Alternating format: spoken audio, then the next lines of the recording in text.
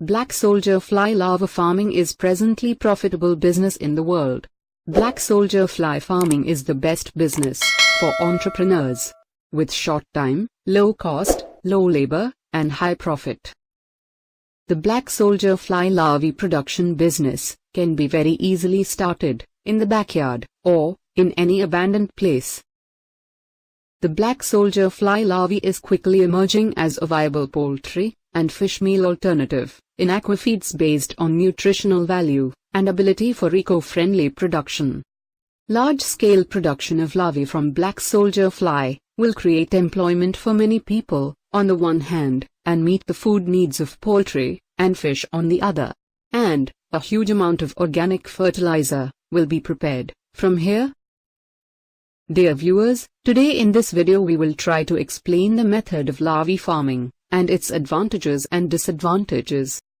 The black soldier fly is made from foul-smelling food, a mixture of garbage, vegetable residue, chicken droppings, chicken intestines, rotten or live fish, or any kind of waste. Each fly dies with 900 to 1000 pupae. These pupae are taken in a container and kept in smelly food. Larvae are born from these pupae in 14 to 18 days.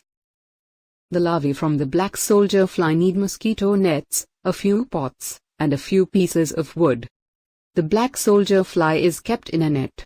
We need to make sure that there is light during the day. If there is a lack of light, then LED lights should be used. Black soldier fly adults have special visual receptors, and successful mating only occurs when the right lights are available. To make clean water available to the flies. At some point the black soldier flies complete their reproductive function. Later they lay their eggs in a wooden layer. For the oviposition site, a plastic box with rotting organic matter, such as bananas, cornmeal, wheat bran, is necessary. For the best result, place a couple of thousand young larvae in the organic matter. The adult black soldier flies do not eat, the food is just for them to know where to lay eggs.